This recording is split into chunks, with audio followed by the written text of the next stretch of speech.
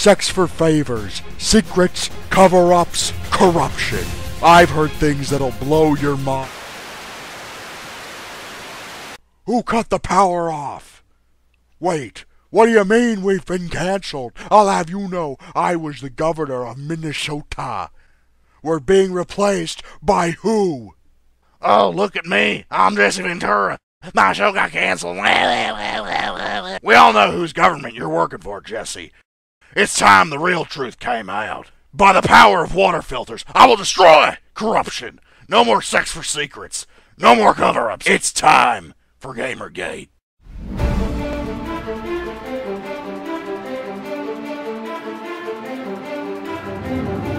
Welcome to Bizarro Land. It's the sort of place where electronics arts employees make reasonable statements, where Bobby Kotick is once again proven to have keen business intuition when it comes to certain individuals and their ability to manage projects and handle money. It's the sort of Twilight Zone-esque reality where site owners who've had positions in the past have seemingly swapped them, a la some digital version of Freaky Friday.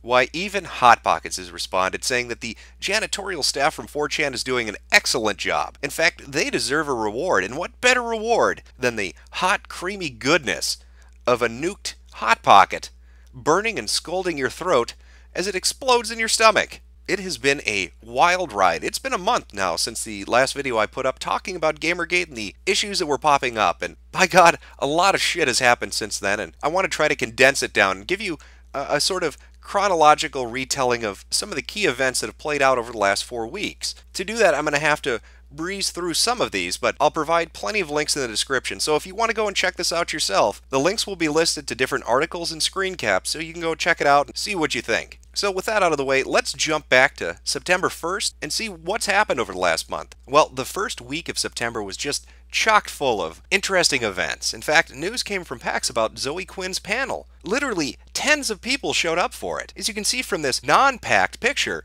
of all those not existing people sitting in those empty chairs. In fact, I heard one of the staff members at this event had told people to be careful with their pocket change in case they accidentally drop something, and the reverberations of it created an echo so loud it was like a sound cone that would deafen people walking by the building. Luckily for Quinn, of course, DashCon members happened to be in attendance, and they had the solution that she needed. And it didn't even cost her $17,000. What a lucky day for Zoe Quinn. Now, right on the heels of that, we had 2 articles drop. One pro-GamerGate, one anti-GamerGate. And we're going to look at the anti one first. That was from Jen Frank for The Guardian. Now, Jen ran into a little bit of trouble. You know, apparently when you write an article and you have financial ties to the people you're talking about, that's kind of an issue in real journalism, and Jen apparently walked away from being a journalist for a little while in relation to this, because there was money coming from Quinn to her, and from her going to Maya Kramer, who had a relationship with Zoe Quinn as well. It did not look too good for Jen Frank, and people were a little pissed off, to put it lightly. Image macros were circulating, people were talking to The Guardian. Now, Frank had released a statement essentially saying that she had wanted to put a disclaimer in there, but The Guardian told her, no, don't do that. A little incredulous about that, but doesn't really matter because we had a new challenger approach. Milo Papadopoulos, famous television actor from Webster, and also body double for Phoenix Wright. Now, he began to tweet out at the very beginning of September that he was going to start to cover GamerGate. He was going to look into some things. And his first article really caught people's attention because he wasn't tepid or timid in how he handled the subject. In fact, he wasn't afraid of these corrupt journalists or their little buddies in the indie game development scene. His article, Feminist Bullies Tearing the Video Game Industry Apart, was well received. It got a lot of buzz online because it was the first real article to take the other position, to actually look into it. Now, Milo doesn't have any investment in the gaming industry. He's not a gamer. In fact, he had to learn how to play video games. He did a couple of live streams about them, just to get an idea of what the experience was like and what the gaming demographic was like. In fact, it would seem the very first week of September had a lot to do with news articles being released in news websites. Take the gaming website TechRaptor, for instance. Not only did their site host pull their support from them, sending them to talk about it publicly, saying, hey, you know, we've got an issue to deal with. We're going to have to look for a new server. You can see this in the screen cap. This is the conversation that was taking place about this. But it would seem that after that got resolved, they were shadow banned from Reddit, and on top of it, they had their website attacked in some manner that took them a few days to even be able to address it and fix the issue. Now, as a side note, I'm going to put a link to their website in the description because they were one of the very first websites to really even try to talk about this. They're a smaller website, And they tried to go to bat for gamers. They tried to talk about the issue because everybody else was being quiet about it. Nobody wanted to cover the issue. And as a response, they got harassed, they had their site taken down, they got banned from websites where they could promote or talk about their work. And that's unfair. It's unfair to the little guy trying to make a name for themselves in the industry. So if you're interested in gaming news, check it out. Give them a look. I'll also have GamesNosh down there as well because they were another site that really tried to at least talk about it. Both those sites really stick out in my mind from the very beginning of all these things that have happened until this point today. Of course, not wanting to look like less of a prick than their gaming journalist peers, GamerRanks decided to fire a few shots off at the fine young capitalists, saying that they don't have an excuse to be safe from scrutiny. And their hit piece, GamerRanks went after them and picked apart at what the fine young capitalists were about, and they were very brave too by closing the comment section down so they didn't have to hear any feedback. Now that doesn't surprise me considering this is a website associated with Ian Miles Chong, former white supremacist. In fact, he might be the only Asian white supremacist I've ever heard of. That is one hell of an accomplishment, Ian. You can see from the screen cap that floated around shortly after this that Ian has one hell of a history and some very unique viewpoints. Now, he's gone onto Twitter afterwards to say he's a changed individual. Now, instead of being a white supremacist, he's just an asshole in general, using social justice to beat up on people he doesn't like. It seems like a brand new leaf. He's really turned it around. Give him a golf clap if you can. Now, for those of you not familiar with who Ian Miles Chong is, he is a self-described turbo-feminist. He was also working at the site and defending it during the KSI incident where he had gone up to people at a convention and motorboated a few chicks. Ian had gone to Twitter to say how terrible this was and had articles on GamerRank saying how horrible this was, until the very woman that was motorboated by KSI in that video went on Twitter herself and told Miles he needs to get fucking laid and stop putting his nose in other people's business. Apparently that advice did not stick. And closing out that first week of September, we had a bit of a bombshell drop, especially in relation to what was going on at Reddit. If you recall, a lot of people were getting comments deleted, especially in that Total Biscuit thread that had upwards of, I think, 25 to 30,000 comments, and tens of thousands of those comments were deleted. Threads were being taken down at a majority of subreddits. People were getting shadow banned, and even more recently, we were just talking about TechRaptor having their account shadow banned. Well, this was a leaked interview between a moderator or former moderator at Reddit that helped to highlight some of the issues that are going on with the administration of the website. And it covered a lot of things, talking about hidden code, bannable word lists, allowing certain people to be doxxed because the administration didn't like them, people being threatened with being labeled a pedophile for trying to provide security for users on the website, as well as their attitude about shadow banning and deleting topics.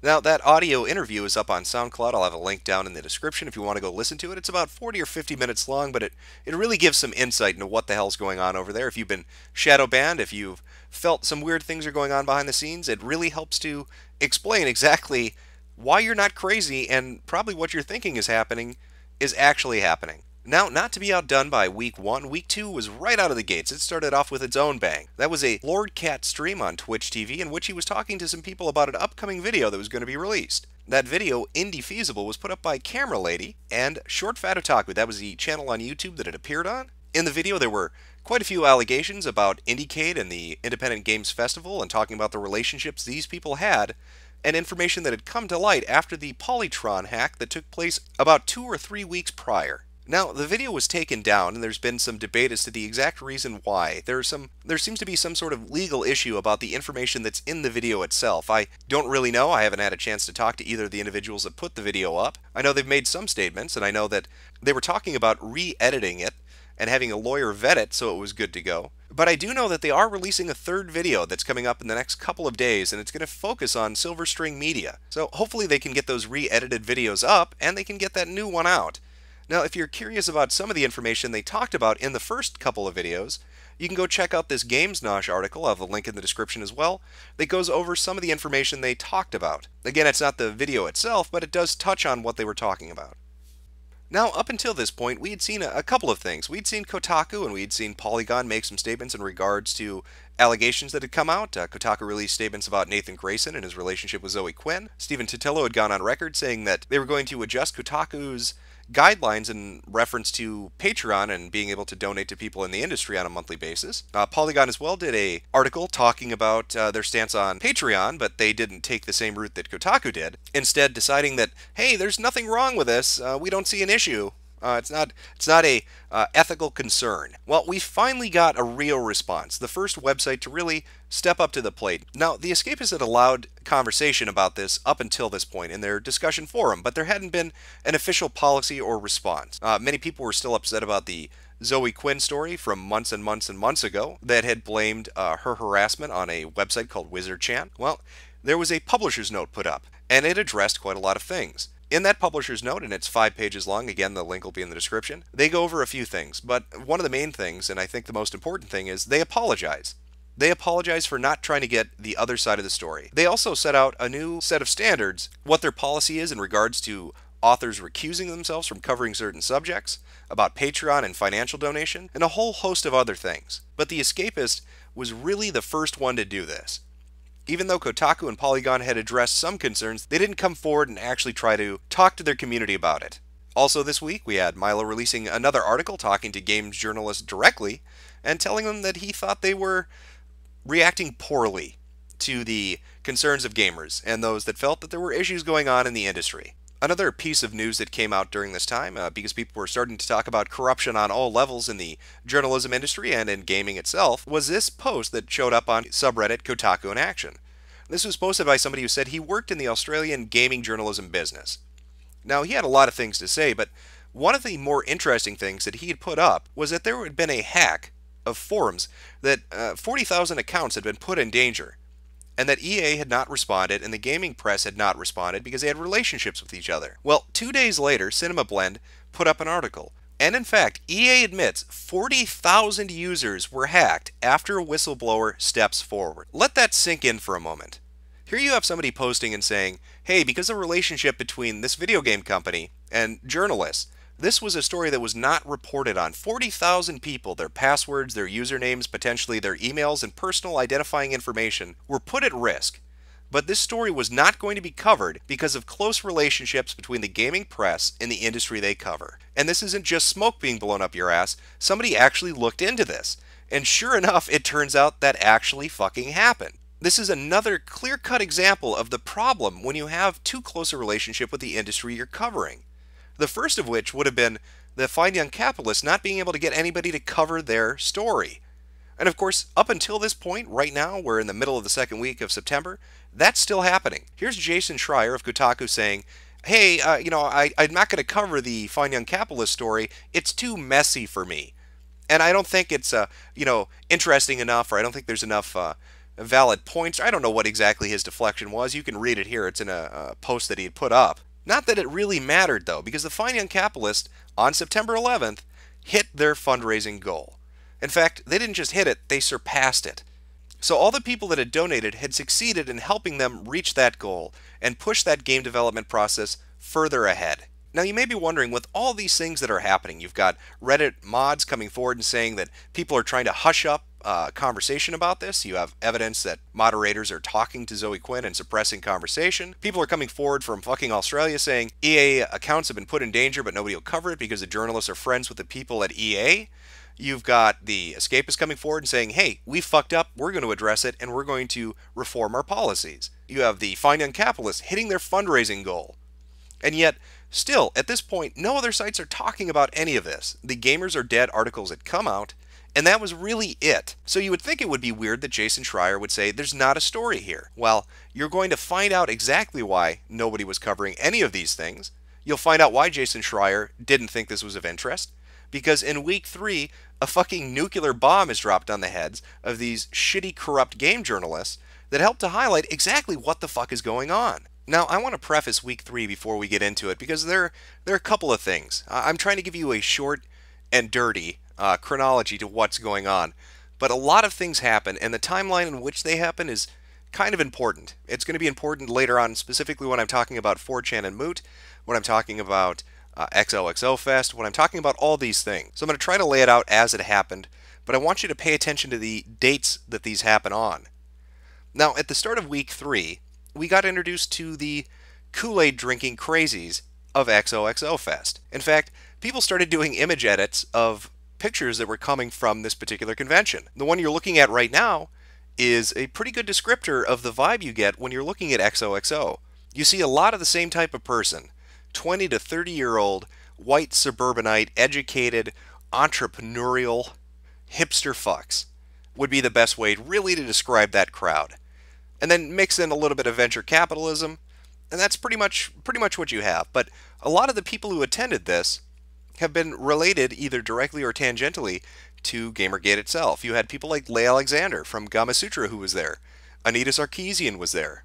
And as we'll find out in just a little bit, Moot, or Christopher Poole from 4chan, was also there. Now, on the 16th, Based Mom, Christina Summers, released a video, a factual feminist video, asking, are video games sexist? And she looked at the issue and she came to the conclusion that no, gamers are not a demographic of horribly racist, sexist people that are out to hurt others. They're just devoted to their hobby. They like video games, and at the end of the day, that's what they want, just good video games. People liked the video. They responded quite well to it. Of course, the game journalists didn't.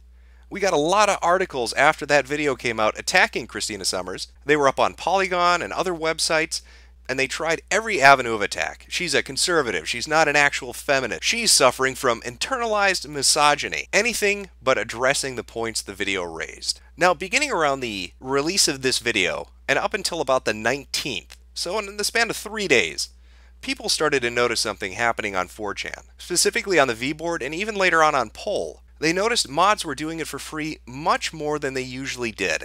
The frequency of them fucking with users was increasing exponentially every day. Now, we would find out exactly why that was in just a little bit.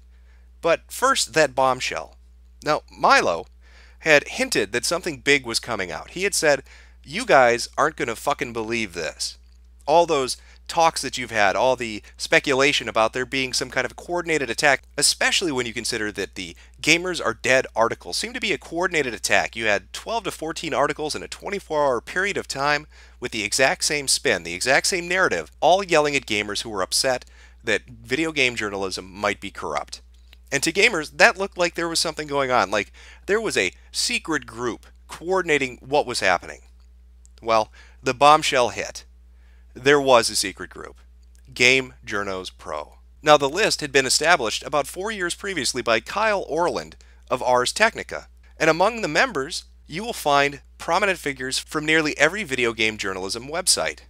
People like Jason Schreier, you remember Jason, who just a week before the article had come out had said, I don't want to cover the Fine Young Capitalist, there's no reason to do it, I don't see a story here. Well, now we know why he didn't want to cover it. He is a member of Game Journos Pro. And what did they talk about on Game Journos Pro? Well, this very first article had touched on one of the threads and one of those email chains. And one of those email chains was about Zoe Quinn.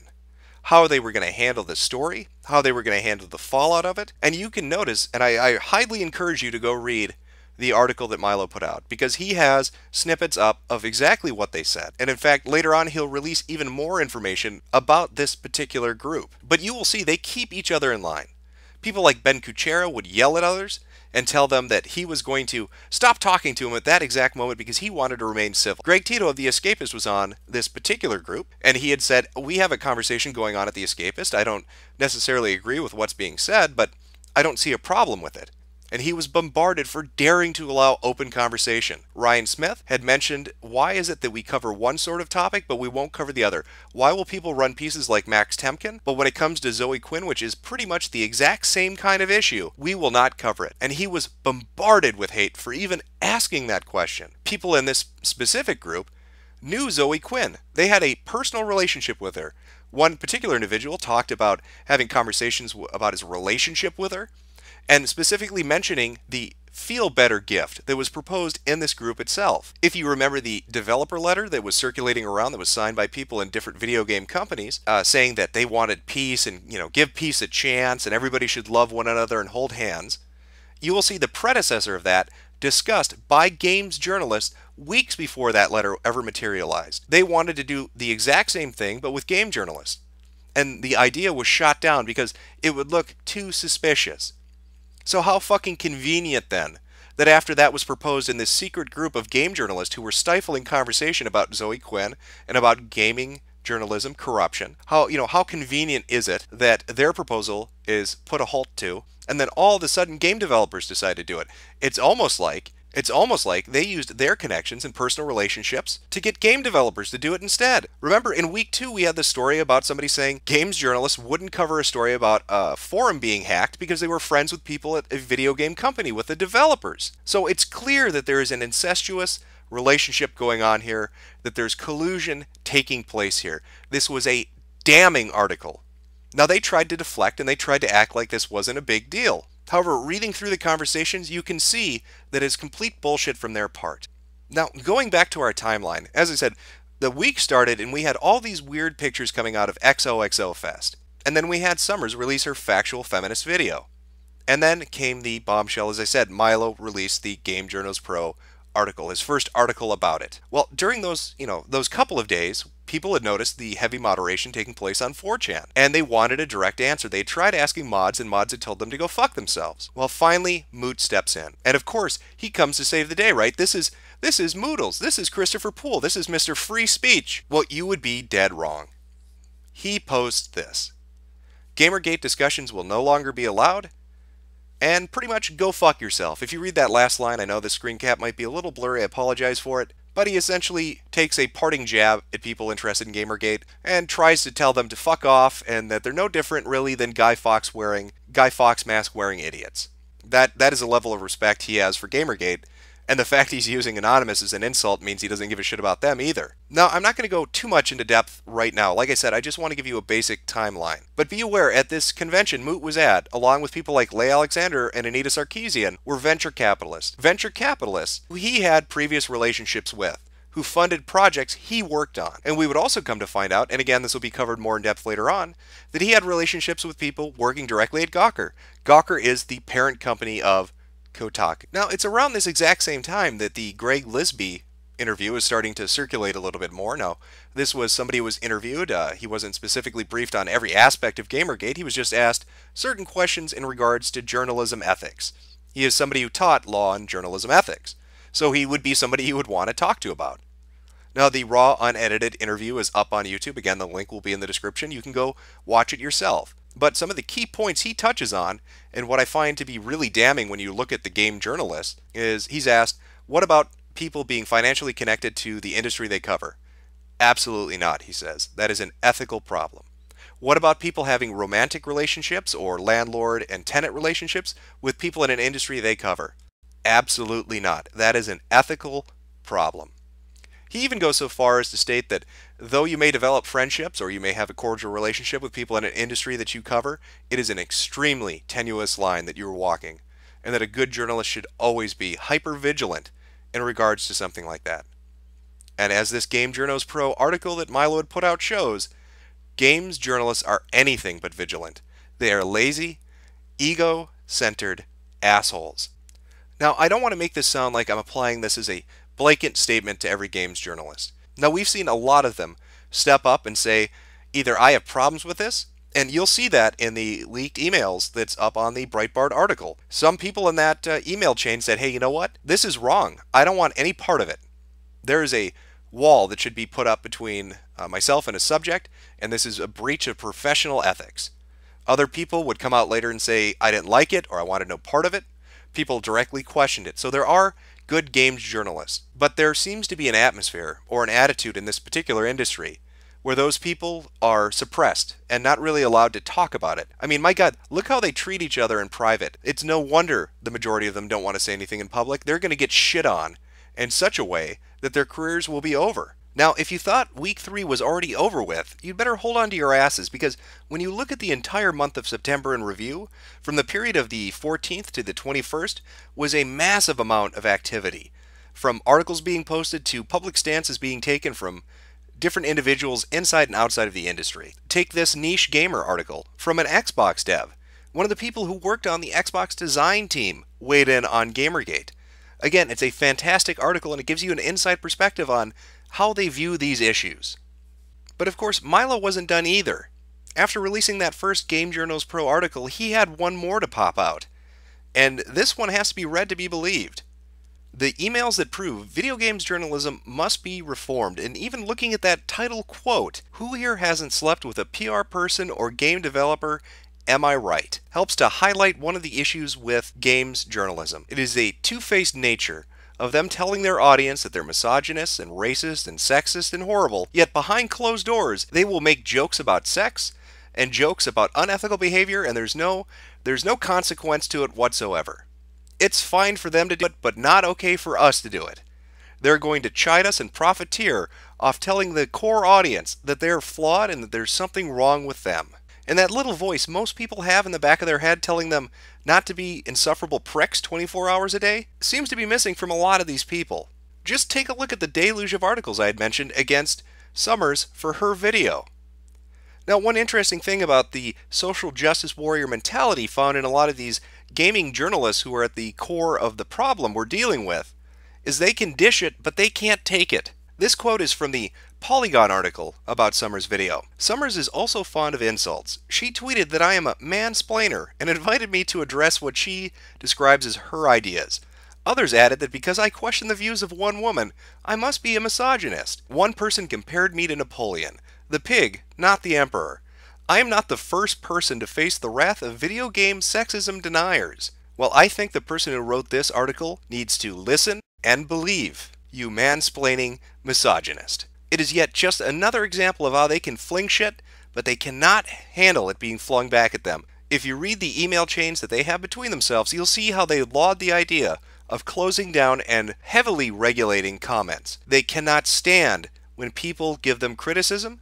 They cannot stand having to answer for their actions or their statements. It's also by this point in September that we start to see that the people who have been writing and mass emailing advertisers are finally having an effect. Now, there were few that already had come out and said, we're going to pull advertising from these different game journalism sites, or we're not going to associate with them because it's bad PR. But then we see something like this from Rock Paper Shotgun, essentially begging for money. Rock Paper Shotgun is now running the equivalent of a Patreon account asking you to directly pay them money for merely existing and writing terrible articles. And yet, still there's even more in this third week. The admin of Funny Junk takes a moment to shit on Moot's head and laugh at the fact that he can't handle people talking about something that personally might offend him.